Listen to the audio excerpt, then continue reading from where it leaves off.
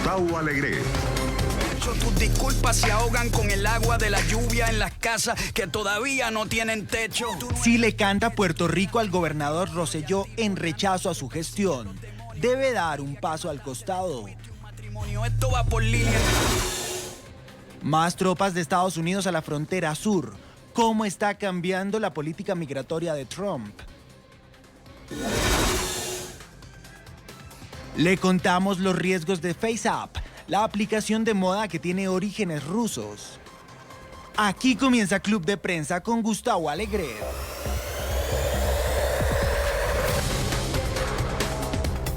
Aquí comenzamos Club de Prensa. Estas y otras cuestiones en esta mesa de trabajo que ahora comienza hoy con las opiniones, el análisis de nuestros analistas, de Juan Carlos Hidalgo, que es analista del Instituto Cato. Juan Carlos, buenos días. Buenos días. Gracias por estar con nosotros. Con Gonzalo Abarca, periodista de larga experiencia en Washington, es costarricense de pro.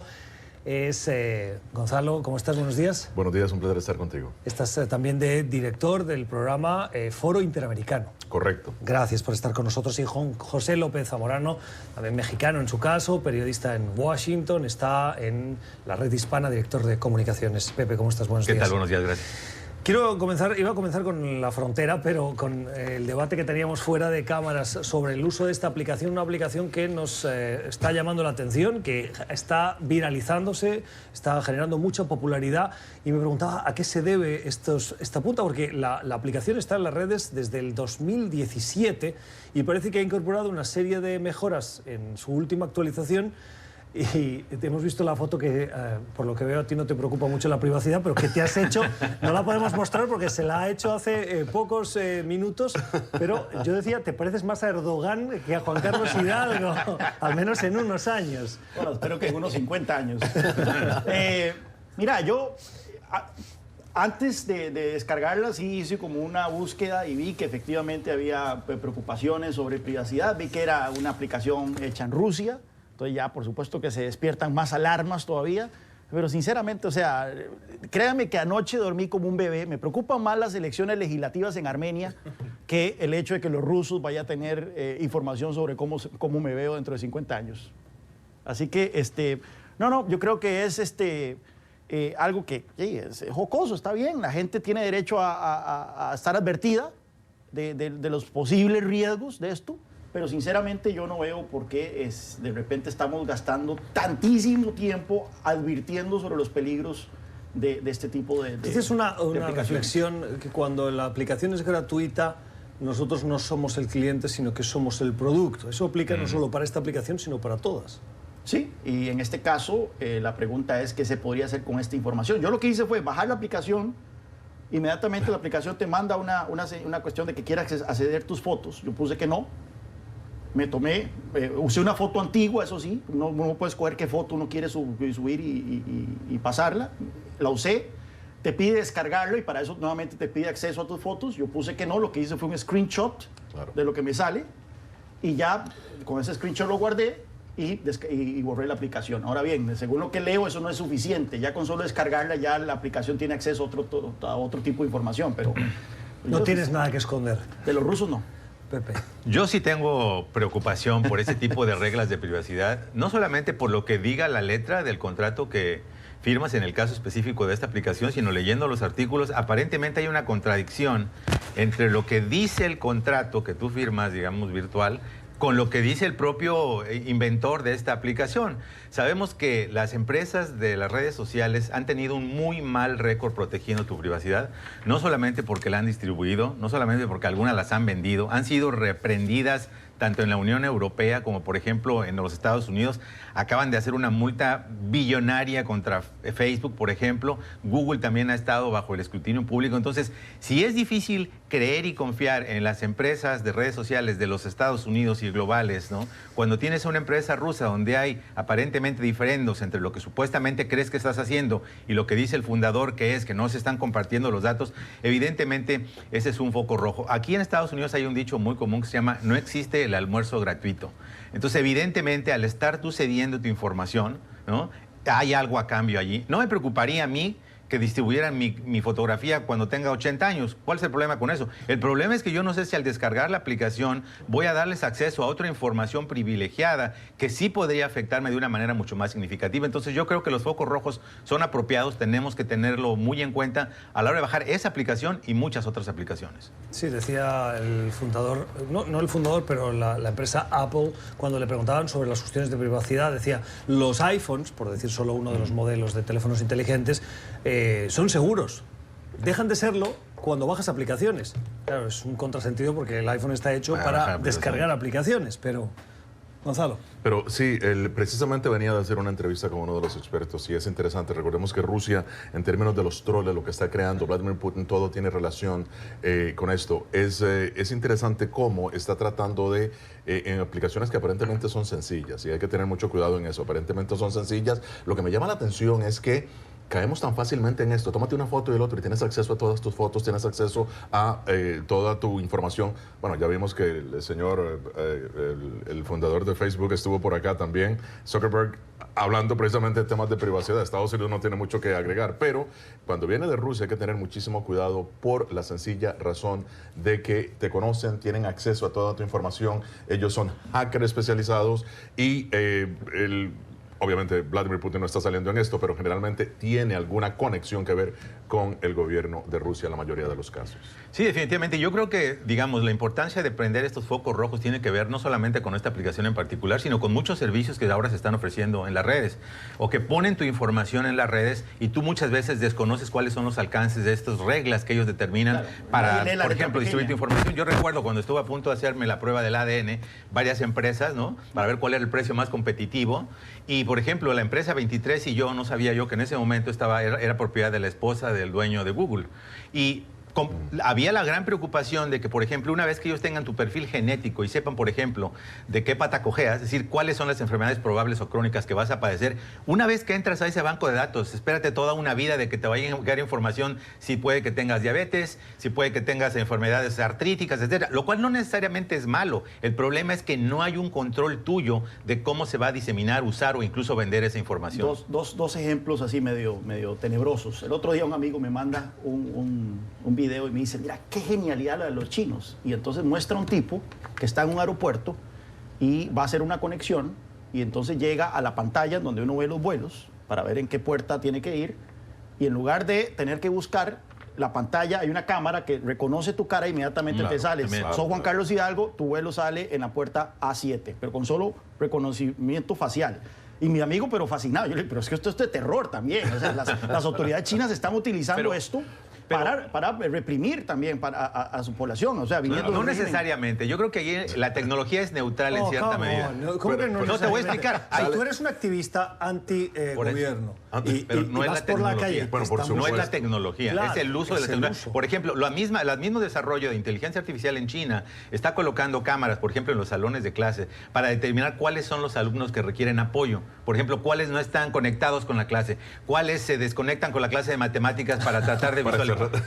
O sea, a lo que me refiero es la tecnología es neutra. Si un gobierno, obviamente, quiere hacer mal uso de ella para identificar activistas, etcétera, lo mismo puedes decir, otro gobierno lo hará por cuestiones de seguridad nacional para protegerse en las fronteras. Es decir, la tecnología es neutra. El problema es que justamente nosotros, como usuarios o como blanco, no tenemos control sobre su uso.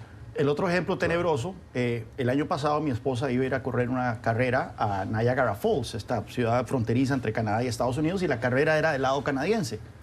Iba con una amiga. Y yo le pregunté a mi esposa, mira, ¿tu amiga alguna vez ha sido detenida por manejar bajo estado de ebriedad? Y me dijo, ¿por qué? Y porque en Canadá no permiten la entrada de estadounidenses. No sé cómo hacen para saberlo, pero yo conozco muchos casos de gente que ha llegado a la frontera y le dicen, usted no puede entrar a Canadá porque usted tiene en el récord un DUI, como se llama aquí, ¿verdad? Aunque no manejes en Canadá. Aunque no vayas a manejar, no te dejan entrar, en verdad. Tenés prohibición de entrada. Hice ese comentario. Mi esposa le texteó a su amiga, pues todo estaba bien, pero resulta que al día siguiente me empiezan a salir en Facebook anuncios de cómo quitar un DUI de tu récord policial. Aun cuando yo nunca busqué nada en mi teléfono. DUI, para que todos nos entiendan, es Driving Under the Effects of Under the influence. Under the influence, right. Y se deduce que son o sustancias estupefacientes o alcohol. Yo nunca busqué en mi teléfono nada, nunca hice una búsqueda de Google y todo. Simplemente le comuniqué a mi esposa verbalmente eso. ¿En un correo? Ella, no, verbalmente. Estábamos ya a punto de dormir, a punto de acostarnos. Y ella comunicó a su amiga. Y ella le comunicó a su amiga, mi esposa no tiene Facebook, o sea, no es que ella tal vez hizo una búsqueda y a partir de ahí me ligaron con... No. Entonces, te están oyendo también. Los teléfonos te están oyendo. Entonces, claro. Tenemos que tener claro eso. Y algo tan sencillo cuando tomamos una foto acá y la mandas a Facebook y ya está el tag de todos nosotros. Y yo sin darme cuenta, me doy cuenta porque te reconoce. Hay un reconocimiento facial que ya pone. Imagínate, Gustavo está con Gonzalo y con Juan Carlos y eso. De manera que, si bien es cierto, la tecnología es neutra, pero los fines con los que se utiliza, sabemos por dónde va, sabemos del gobierno chino y sabemos el gobierno de Rusia por dónde van. Sí, además es una tecnología que está muy extendida. Cuando tú coges un celular y haces una fotografía, te identifica inmediatamente dónde están las caras para tomar el punto de referencia, incluso para mejorar la luz. O si a la misma aplicación le dices, quítame el rojo de los ojos de una fotografía que hayas hecho, te identifica cuáles son y cómo mejorarlo. O sea, claro, pero ahora lo que yo quiero saber es cómo hacen los actores para lucir tan bien después de 60 años. pero... todos salen, todos los que se han tomado la foto que he visto salen que olvídate, incluyendo el presidente Trump, bueno, que ya tiene sus años, ya tiene casi 80 años. Claro, pero resulta que todos los actores salen como, bueno, pero lucen mejor, más viejos de 70 años que de los 30 años.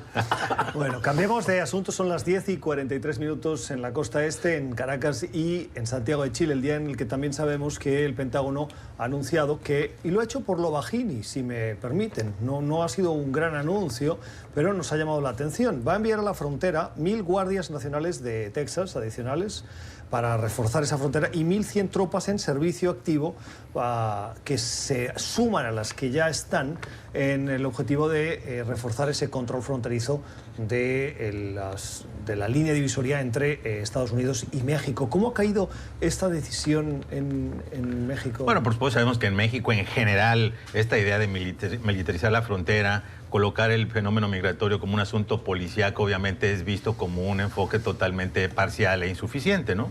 Creo que la posición de México, de muchos sectores de México, ha sido que para resolver el fenómeno migratorio, el desplazamiento de personas, especialmente en este momento los migrantes del Triángulo del Norte, se requiere de una solución integral, holística, ¿no? Con estas tropas se aumentarán a 4.500, lo cual es un poquito paradójico porque vimos un descenso relativamente significativo de la llegada de centroamericanos a la frontera con Estados Unidos. Cayeron 28%, del nivel de 140.000 bajaron a alrededor de 100.000, por lo cual aparentemente este flujo va en descenso. Sí sabemos que hay ciclos coyunturales de la temporada, etcétera, que pudieran estar afectándolo, pero la tendencia parece ser a la baja, ¿no? Entonces yo esperaría, ¿no?, que con este viaje que inicia justamente hoy el secretario de Estado, Mike Pompeo, que incluye justamente visitas a México, El Salvador y otros países, pues Estados Unidos encare lo que es la otra parte, ¿no?, lo que se le ha estado pidiendo de corresponsabilidad en lo que tiene que ver, que es de alguna manera distribución de recursos. Alguien habla de este gran plan Marshall, ¿no?, para Centroamérica, a través del cual se generen fondos para proyectos de desarrollo, de creación de empleos, que abatan lo que son los factores que están empujando a la población, que es la inseguridad, las pandillas, la marginación, la falta de oportunidades económicas o laborales. Y esta sería una gran oportunidad. Justamente llega cuando se está por cumplirse este plazo de 45 días que se habían fijado México y Estados Unidos para empezar a ver progresos tangibles, y evidentemente va a ser una oportunidad de reevaluar desde una visión más integral todo el fenómeno migratorio. Hay que aclarar también que las tropas no llegan a hacer uso de, o sea, el concepto nuestro es que podrían hacer uso de armas de fuego, es básicamente para asuntos logísticos también. Sin embargo, es una fuerte presencia armada. Sabemos que la frontera de México obviamente es muy porosa, el presidente Trump quiere enviar un mensaje muy claro, hay unas nuevas solicitudes para pedido de asilo de los centroamericanos, las está modificando, y la frontera básicamente, la presencia básicamente del aparato militar en la frontera lo que está creando es el impacto psicológico en los migrantes. Recordemos que son madres, son familias, ¿no? Padres, madres, niños. Y no es lo mismo ver un oficial del ICE que ver a un militar fuertemente armado, que no usará el arma, entiendo, ¿no? Le tienen prohibido, pero es un disuade al inmigrante de que pueda llegar. Y veremos qué pasa, como bien lo dices, con las autoridades de México, que no lo ven muy bien. Pero veremos qué pasa en los próximos días para ver si esta presencia se puede bajar un poco. Sí, sobre si en verdad disuade o no ha habido un gran debate, porque desde que llegó Trump, en los meses inmediatos después de la llegada de Trump al poder, cayeron los números de gente que estaba entrando a Estados Unidos. Entonces el relato, la narrativa, por lo menos de la administración, vieron, con solo adoptar un discurso de fronteras cerradas y de fortalecimiento fronterizo, ya los números están cayendo. Luego aumentaron. Entonces el relato cambió y ven, necesitamos. Pero anoche el presidente Trump en un meeting en Carolina del Norte dijo: México ha desplegado... Ha hecho un tremendo avance. Un tremendo avance. La retórica de darle palo a México o ahora darle zanahoria es de la noche y del día. ¿Qué está llevando? O sea, ¿qué está impulsando estos flujos? Yo creo que es algo que ha sido muy difícil de definir. Porque el otro día estaba, por ejemplo, leyendo un artículo, creo que en New Yorker, donde decían que más bien la retórica de Trump está incentivando a esta gente a venir lo más pronto posible porque sienten que la oportunidad de entrar a Estados Unidos se les está cerrando. Entonces, por eso es que estamos viendo estas masas. En fin, son puras suposiciones, creo yo. Como bien menciona Pepe, los números son fluctuantes, dependen de temporadas también. Y por qué, por ejemplo, el número de salvadoreños cayó dramáticamente mientras que el de hondureños y guatemaltecos aumentó. ¿Por qué de repente llegan tantos y caen el siguiente mes? ¿Por qué de repente son puros niños solos y ya después son familias? Son cosas que por algún motivo yo no he visto un análisis contundente que explique todas estas variables. Sí, lo que me está llamando la atención, Pepe, son datos de percepción en una encuesta que ha publicado ABC, el diario Reforma, que dice que 6 de cada 10 mexicanos ya consideran a los inmigrantes en México una carga. El 55% apoyan la deportación y consideran que estos recién llegados están, ojo a lo que dicen los mexicanos, por si les suena de otras partes. Por un lado, quitándoles trabajo a los mexicanos que les pertenecen. Y dos, aprovechándose de beneficios que son de los mexicanos. La retórica de mano dura con la inmigración parece que también llega hasta México. Ha habido una evolución de la opinión pública en México sobre el tema de la migración, especialmente centroamericana. Ustedes recordarán cuando empezaron a llegar las primeras caravanas, que hubo estas imágenes realmente muy conmovedoras de personas humildes de México que salían a la calle para ofrecerles lo poquito que tenían: agua, tortas, comida, etcétera, refugio, ¿verdad? Entonces nosotros nos conmovimos, ¿no? Es decir, personas realmente muy humildes que estaban expresando esta solidaridad humana tan elemental para los hermanos centroamericanos que venían aquí, ¿no? Evidentemente esto ha ido evolucionando. El hecho de ver caravanas de personas, ¿no? Que tú sabes que cuando llegaban a un pueblo específico, porque venían muy bien coordinados, sabían dónde iban a hacer escala, cuándo iban a salir, pues llegaban a un lugar donde obviamente requerían recursos, necesitan baños, necesitan salud, algunos venían con enfermedad, obviamente probablemente saturaban las clínicas locales, y esto obviamente pues va cambiando la percepción pública, sobre todo por la noción de que no había un orden muy claro allí, ¿no? Después el gobierno mexicano empezó a poner orden, las personas tenían que registrarse, identificarse, como tiene que ser la lógica de cualquier país que busque preservar su integridad territorial, saber quién está en tu territorio, qué hace en tu territorio y a dónde vas en tu territorio. Entonces, pero sí estamos viendo esa evolución, evidentemente, que va algo muy en línea con lo que generó el fenómeno migratorio también aquí en los Estados Unidos. Así que eso, creo yo, para mí, es una también llamada de alerta que hace que una solución integral sea más urgente que nunca. No hay, yo creo, ningún país sobre la tierra que sea lo suficientemente bueno y generoso como para recibir a con brazos cientos de miles de inmigrantes y que no haya algún tipo de reacción. O sea, lo hemos visto en Europa, recordemos aquellas imágenes de todos estos refugiados sirios y iraquíes llegando a Alemania, que los recibían también con chocolates y los recibían con... Y bueno, todo el mundo decía, puña, los alemanes, qué buena nota y todo. Un año después, la extrema derecha obtiene por primera vez escaños en el Bundestag. Vemos, por ejemplo, las sociedades tan sofisticadas que en todos los índices de gobernanza y de felicidad salen de primeros, como las nórdicas. Todas tienen partidos de extrema derecha, ya sea en el gobierno o apuntalando gobiernos o como uno de los principales partidos de oposición. Entonces, a mí no me extraña, por ejemplo, que nuestras sociedades, en nuestros países en América Latina, donde estamos teniendo el fenómeno de Centroamérica, donde estamos teniendo el fenómeno de Venezuela, haya reacciones. Y por más que el drama humano esté tan presente en el caso de los centroamericanos, en el caso de los venezolanos, llega un momento en donde, un tipping point, como dicen en inglés, llega un momento, un punto de quiebre, en donde la sociedad empieza a perder la paciencia. Y dice, bueno, ya estuvo.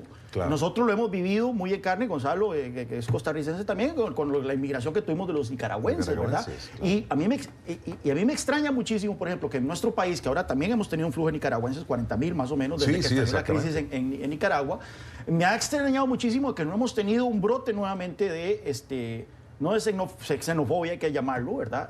Acuérdate. Hubo un pequeñito, pero inmediatamente se apagó hacia los hermanos nicaragüenses, porque al final de cuentas el tema de la migración es uno de los temas más sensibles en política pública. Tengo que cerrar, Gonzalo. Sí, bueno, recordemos también que México también ha creado una fuerte presión aquí en Estados Unidos, es decir, hay que tomar también en consideración que estos centroamericanos no es que se van a quedar en México, o sea, hay que aclarar, van en tránsito hacia Estados Unidos, pero se le está acabando la paciencia a los mexicanos. Es una bomba de tiempo para el gobierno, obviamente, de López Obrador. Tiene que determinar qué hacer.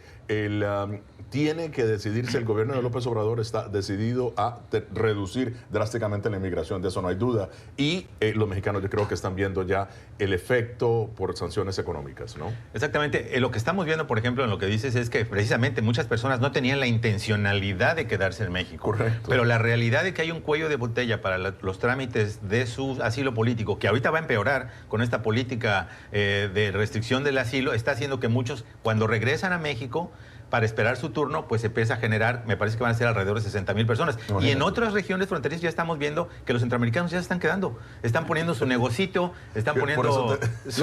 Lo que hablamos fuera de cámaras con Pepe es el hecho de que por qué México no le sacó plata en estas negociaciones que tuvo con Washington para lidiar con este montón de gente que se está quedando. Turquía le sacó un montón de plata a Alemania en ese momento. Claro. ¿Por qué México no hizo una negociación similar diciendo, está bien, aceptamos ser tercer país, pero denos plata para lidiar con toda esta gente que se está procesando? Tiene razón, eso fue muy extraño en términos de la negociación, que no hubo un beneficio, digamos, económico, al menos paliativo, para que México pudiera enfrentar Pero eso. se puede entender políticamente, ¿no? Porque había críticas de que si México iba a ser el policía de Estados Unidos o el muro de Estados Unidos, obviamente... Ahora de facto lo es. Cuando estás recibiendo dinero de otro país para implementar tu propia ley migratoria, obviamente eso genera una interpretación política. El debate hoy en Club de Prensa. Seguimos en Club de Prensa cuando son las 10:57 minutos en Washington con Pepe López Zamorano, con Gonzalo Abarca y con Juan Carlos Hidalgo. El día en el que aún resuenan los gases lacrimógenos y los disparos de pelotas de goma. Ayer en San Juan, en Puerto Rico, protestas que le piden al gobernador Ricardo Rosselló que se vaya. La gente no tolera ni el lenguaje utilizado en esos chats que se hicieron públicos y cuya investigación aún está abierta para saber cómo llegaron a la esfera pública, ni tampoco la corrupción que muchos ciudadanos, muchos boricuas consideran que el gobernador no ha solucionado o no ha tomado las medidas adecuadas para evitarla en el futuro. Gonzalo. Bueno, los dos elementos, lenguaje soez y alegatos o acusaciones de corrupción, son muy fuertes para un gobernador, Rosselló, que en un principio tiene muy buenos contactos en la Casa Blanca. Se ve, y es una persona muy joven también, es una persona muy joven. En principio se veía muy de avanzada, pues lamentablemente se le está cerrando el círculo. Los puertorriqueños, incluso que en un principio lo apoyaron, lo ven muy difícil que continúe en el poder en este momento. Las protestas que se están dando y las protestas aquí en Washington, en Nueva York, donde hay fuertes comunidades de puertorriqueños, también creo que lo van. Yo te puedo decir que por lo que estoy viendo y por las encuestas diarias que se hacen desde la isla, va a provocar la renuncia, porque el gobernador ya se ve no tiene el nivel operativo que podía tener antes políticamente. Así es que se espera que el gobernador, de acuerdo a los analistas, renuncie en los próximos días. Sí, definitivamente tiene toda la presión en su contra. Las expresiones que tuvo, ¿no? Aunque fueran hechas en un medio, en un espacio privado, obviamente tienen una dimensión pública por tratarse del gobernador de la isla, es un funcionario electo y es muy complicado en el mundo de las redes sociales, ¿verdad? Que simplemente te pases por la libre cuando hay una actitud que muchos consideran pues obviamente sexista, ¿no? Y especialmente la manera en la que se estaba dirigiendo a algunas mujeres. El hecho de que se hayan incorporado a esta protesta pública también personalidades como Ricky Martin y otros puertorriqueños de muy alto nivel, obviamente va a evitar que esto se se pierda como algo temporal. Le están dando una alta visibilidad y de alguna manera le están pasando facturas por otros temas, ¿no?, políticos de la isla. Eso es inevitable. Y yo creo que la decisión de haber dispersado anoche a la multitud con gases lacrimógenos frente a la fortaleza, pues obviamente todavía va a polarizar más a la sociedad puertorriqueña. Todavía le están pasando también las facturas por el hecho de la recuperación por el huracán María. Muchas personas siguen todavía en situación pues muy dramática, ¿no?, en su vida personal. Así que yo creo que esto llegó para quedarse. Muy probablemente estas presiones continuarán en las próximas semanas. Sí, el martes lo discutimos aquí en el programa, de que a mí no me entusiasma la idea de que un funcionario caiga porque se filtren conversaciones en un chat privado en donde donde el funcionario no está incurriendo en violaciones a la ley, no está incentivando violaciones a la ley. O sea, si nuestras conversaciones privadas se hiciesen públicas, muchos nos quedaríamos muy mal parados. Siempre uno en ambientes de confianza incurre tal vez en un lenguaje y de todo que como funcionario público de todo no lo puede hacer a la vista y paciencia de los demás. Le están cobrando en muchas cosas. La pregunta aquí es cuando ya llega un punto. Entonces no me gusta este precedente, no solo para Puerto Rico, sino para cualquier otro país. El problema es cuando ya llega un momento, como menciona Gonzalo, en donde ya la viabilidad política del funcionario simplemente se murió. O sea, ya donde uno dice, ya es difícil que esta persona pueda seguir ejerciendo su cargo de una manera efectiva debido a la carga. Ahora bien, hemos visto aquí en Estados Unidos situaciones interesantes. Vea al gobernador de Virginia. El gobernador de Virginia, claro, para los televidentes, salió su anuario de la Escuela de Medicina, donde sale una foto en la página de él, de su anuario, donde salen dos figuras. Una es un tipo con un gorro del Ku Klux Klan, y la otra es una persona con la cara pintada de negro.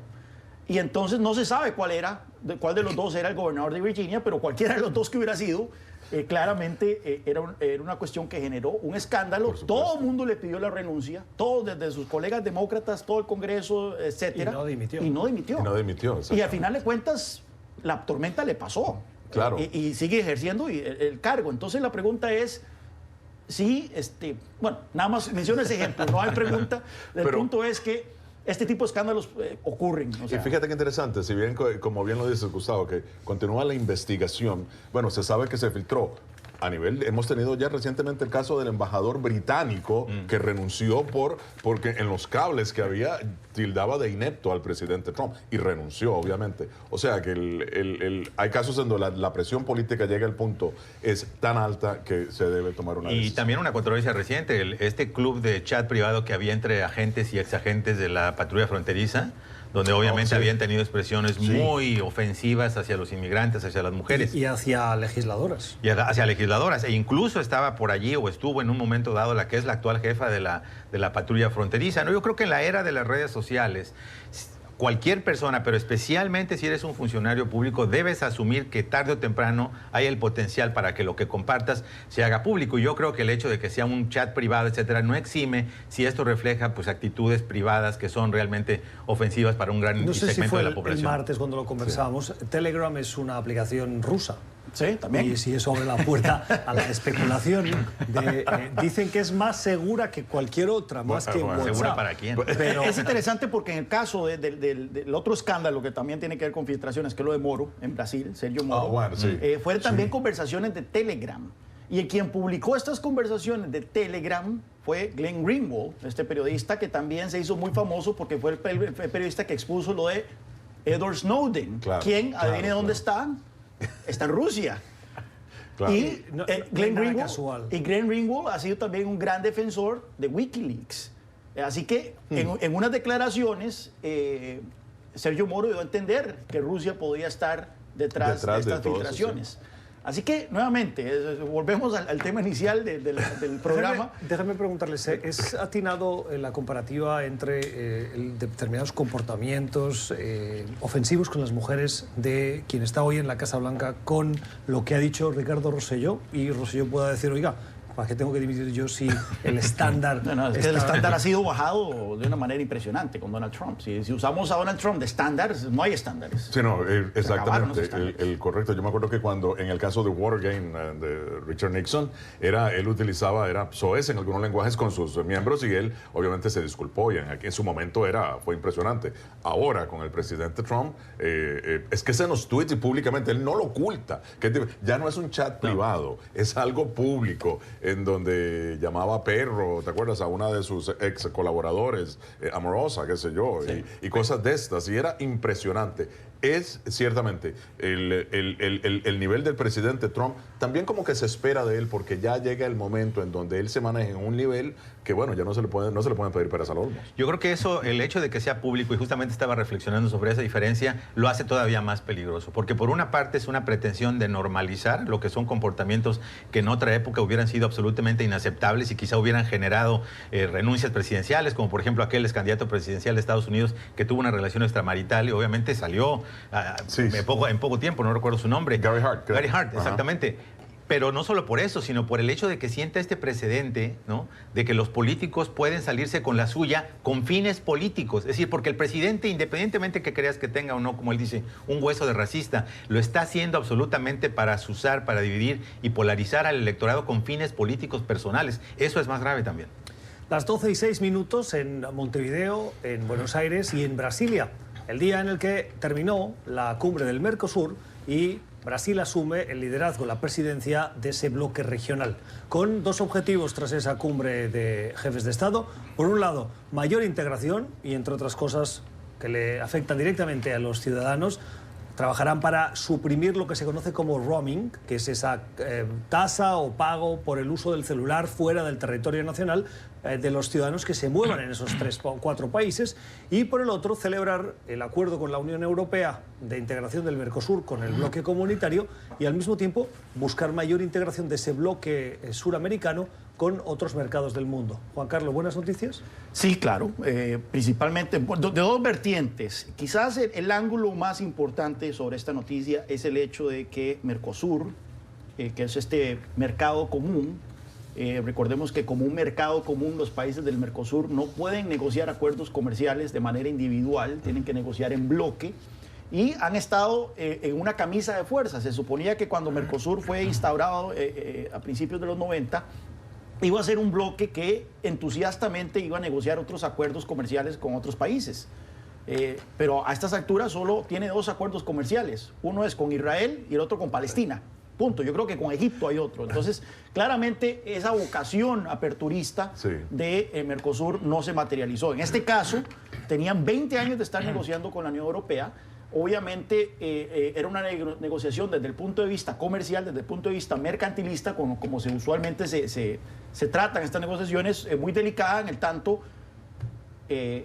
Mercosur tiene un interés muy fuerte de exportar bienes agrícolas a Europa, que son sensibles en Europa, y Europa tiene un interés de exportar bienes industriales a Mercosur, que son muy sensibles en Mercosur, automóviles, partes de equipamientos y demás. Entonces, que se haya materializado esta negociación, no sé qué tan rápido va a ser el proceso de grabación. Usualmente estos acuerdos comerciales, cuando uno dice que el 90% entrará libre de impuestos de manera inmediata y uno ve cuánto estaba ya libre de impuestos, verá que ya el 90% estaba libre de impuestos y que las partes sensibles precisamente van a tardar 20, 30 años en ser desgrabadas, pero no importa, el mensaje es fuerte. Obviamente ahora Mercosur habla de que ya está negociando un acuerdo con Canadá, está negociando un acuerdo con Corea del Sur, lo cual es positivo, pero nuevamente este nuevo carácter aperturista de Mercosur está pegado con alfileres. Todo depende, por ejemplo, si los Kirchner vuelven al poder en Argentina, hasta llegó todo. Claro. ¿Sabes qué? Yo le perdí en realidad la buena intención del Mercosur. Hace años no ha sido no ha tenido la agilidad necesaria, no ha dado los resultados que uno esperaba. Cuando uno ve que hay cierto bloque... ¿Ha habido compromiso político? Muchas veces creo que ha habido una especie de compromiso político, sin embargo, son años de negociación, son décadas, no se ven los resultados. Tú dices, bueno, necesitamos avanzar cuando ya todos los demás países están avanzando, los bloques están acá. Yo le perdí ese interés al Mercosur. Me parece, como lo menciona Juan Carlos, es positivo, hay apertura en un bloque que huele a... ya es muy antiguo, tienen que darse ciertos parámetros. Es un gran mercado que quiere exportar sus productos en bloque, quiere ir a otros mercados también. Sin embargo, tiene que modernizarse. Las buenas noticias... ¿Qué lo frena? Lo que está frenando, bueno, primero la composición en sí del Mercosur como marco, en el marco de la negociación.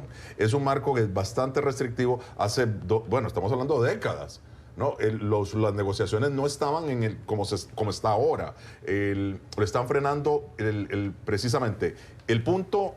lo está frenando precisamente el marco de negociación que se da. Tiene que modificarse la Constitución, el marco legal del Mercosur. Así es que eso es lo que yo creo que de momento lo está haciendo, ¿no? Exactamente, pero a nivel marco me parece que es una buena señal, especialmente porque va en contrasentido de lo que estamos viendo, que es esta orientación o tendencia proteccionista que viene del principal mercado del mundo, que es Estados Unidos, ¿no? Y que ha sido muy criticado precisamente por ir en contrasentido de la apertura de mercados, pero sobre la base más bien política y utilizando criterios de seguridad nacional, que fueron los criterios que ha utilizado, por ejemplo, para la imposición de aranceles al acero y al aluminio, que finalmente los quitó para algunos países. Esta idea de siempre utilizar, ¿no?, la política comercial, la política industrial como una punta de lanza, una palanca para lograr otros objetivos, y que el hecho que haya, de alguna manera, esta revigorización de Mercosur, porque así lo veo, parece que después de la salida de Venezuela en 2017, porque no solamente es el acuerdo con la Unión Europea como tal, están ya en puertas para un acuerdo con la Alianza de Libre Comercio, con la Alianza del Pacífico, Chile, México, ¿quién más está? Perú y Colombia. Y Colombia. Hay un acuerdo tentativo con los países centroamericanos, es decir, obviamente están revigorizando esta alianza. Una cosa que me ha llamado la atención de Mercosur, de lo que ha surgido tras esta reunión que terminó en las últimas horas, es la apuesta por una moneda única. No es algo inmediato, pero eso no se había hablado en América Latina. En Europa hay moneda única, pero uno de los grandes problemas que tiene el proceso de integración o de proyecto o club comunitario es el del idioma. Eso dificulta mucho la movilidad, además de que no hay una política fiscal, que en mi opinión son los dos grandes problemas que hoy tiene la Unión Europea, falta de política fiscal unitaria y la ausencia de un único lenguaje. En América Latina esto no pasa y podría ser un elemento muy... No. ¿Por qué? Robert Mundell es el Premio Nobel de Economía que publicó su tesis sobre las áreas monetarias óptimas y explica las condiciones que tiene que haber para que un territorio dado sea un área monetaria óptima. Y él explica que tiene que haber libre movimiento de factores, es decir, libre comercio absoluto, tiene que haber un libre movimiento de capitales, tiene que haber libre movimiento de personas, libre movimiento de servicios, tiene que haber también, él señala, un ente fiscal central que no lo cumple la Unión Europea, por ejemplo, y es uno de los grandes temas, discusiones, una de las grandes demandas de Macron, por ejemplo, es un presupuesto de la eurozona, que por lo menos sea 2 puntos del PIB de la eurozona. No hay ejército europeo. Claro. Porque hay un proyecto de entendernos diversos países para aportar tener misiones. El euro fue un proyecto político, no un proyecto económico. Y se creyó que funcionó bien hasta que llegó la crisis de Grecia. Y ya se vio que no había las condiciones, que se metieron ciertos países dentro de la eurozona que no cumplían y no debían haberse metido. En el caso de otra de las condiciones es que tiene que haber políticas fiscales coordinadas y ya vemos el desastre cuando no las hay. Entonces no cumple, Mercosur no cumple con las condiciones para ser un área de moneda única.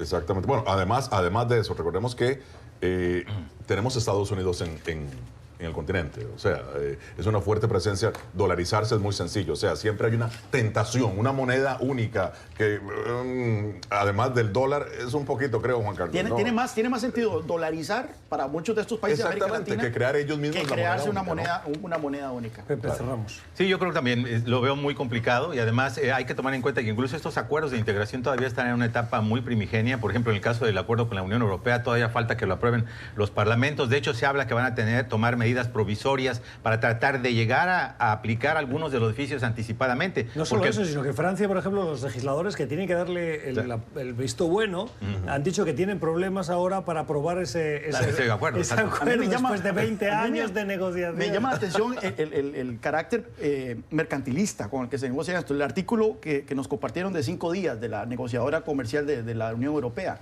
donde explica todas las ventajas que el acuerdo tiene desde el punto de vista de los exportadores. Nunca menciona a los consumidores.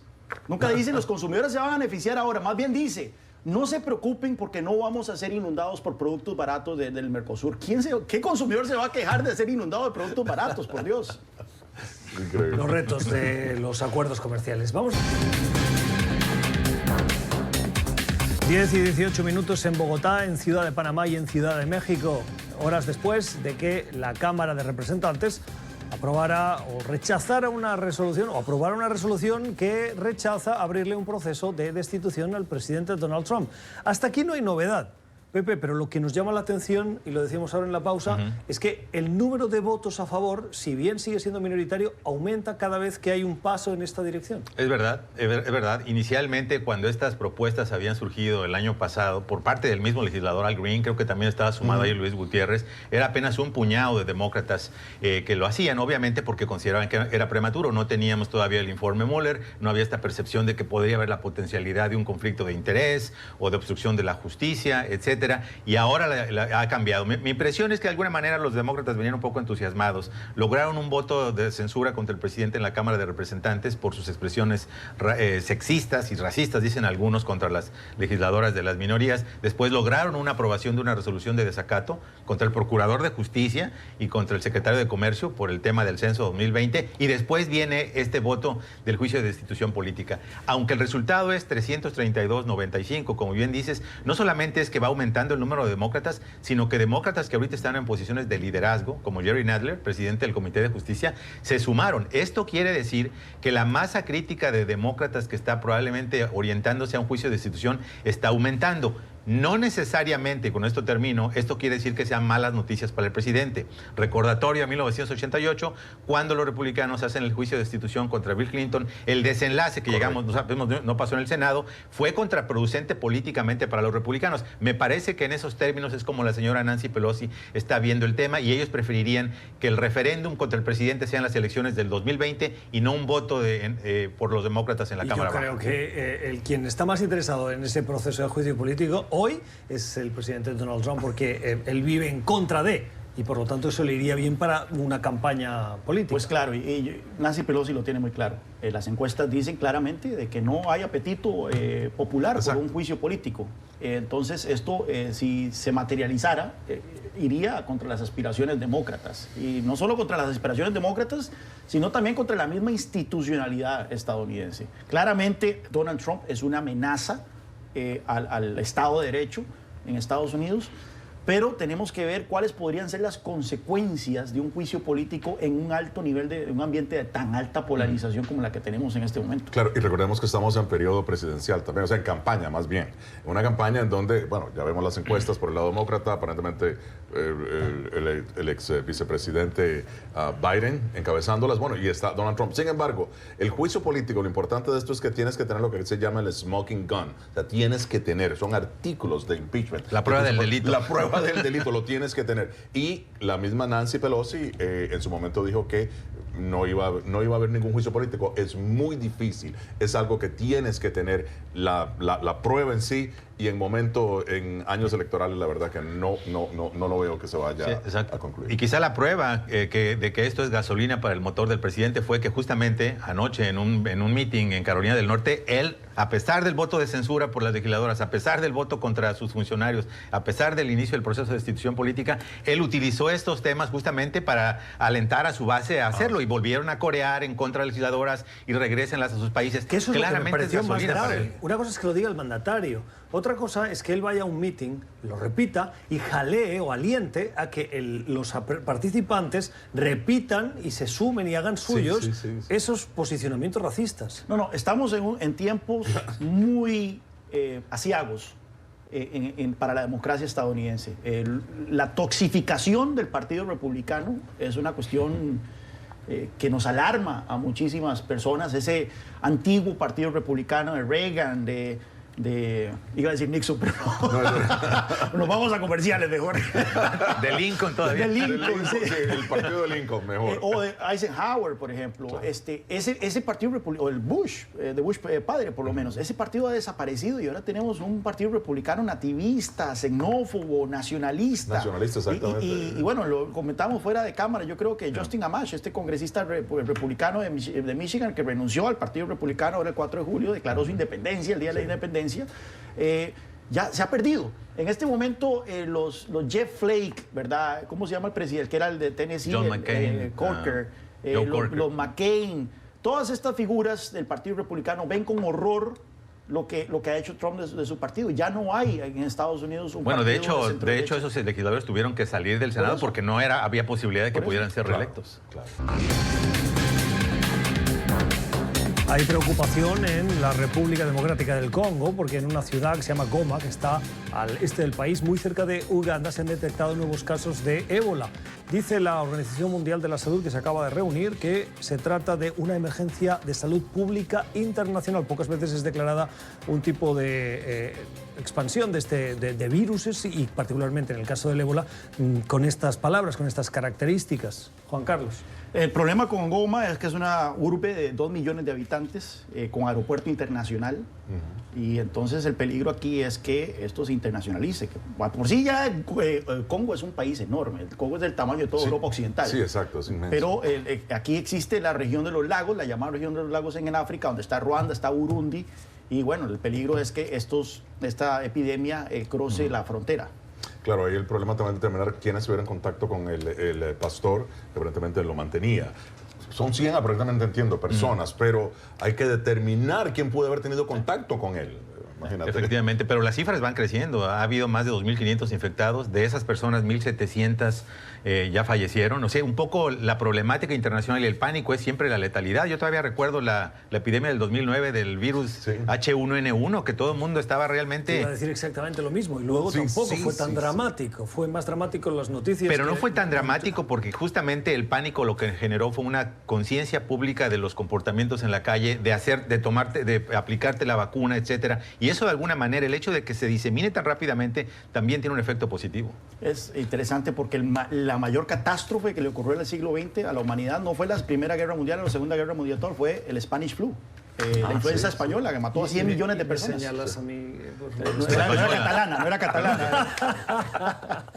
Así cerramos el programa. Pensaba que lo hacías por lo del flu, no por lo del Spanish. Así cerramos el programa hoy con las opiniones de Juan Carlos Hidalgo, de José López Zamorano y de Gonzalo Abarca. Gracias por la generosidad de su tiempo. Volvemos mañana a la misma hora.